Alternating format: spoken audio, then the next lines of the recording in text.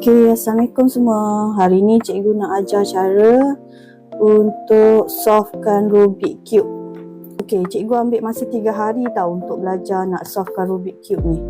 Buat kelopak bunga Okay, macam ni tau. Ni kuning, ni putih. So korang kena cari putih dan kuning selari. Macam ni. Nampak tak? Ni putih, ni kuning.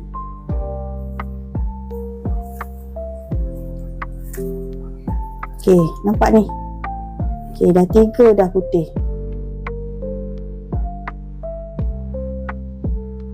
Tahu tak? Okey, ini first step. Okey, kalau korang ada Rubik Cube, korang boleh follow. Ini first step. Korang kena buat bentuk bunga. Okey, bila korang dah dapat bentuk bunga macam ni, okey, korang kena alignkan warna dekat tengah-tengah ni. Hijau dengan hijau. Okey, oren dengan oren.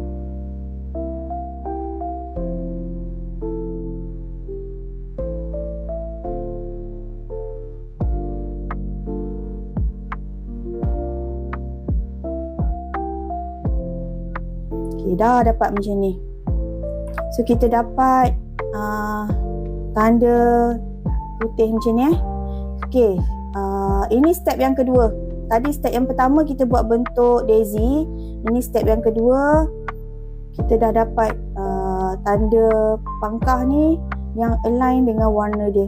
Kita dah dapat macam ni. Kita nak solvekan edge dia pula. Pastikan kita dapat edge yang betul kan. Ini hijau dengan merah kan. Hijau dengan merah. So kita cari mana hijau dengan ini. Hijau merah kan. Okay, sepatutnya hijau merah kat sini lah. Okay, sepatutnya hijau merah kat sini.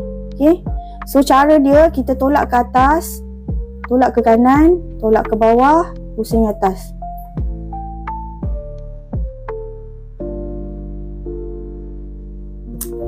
Tada!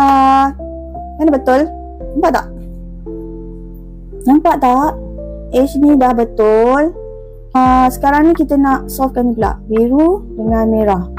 Biru dengan merah. Ni kan biru merah. Okay, keluarkan dulu biru merah ni. Pusing balik. Letak pula biru merah dekat sini.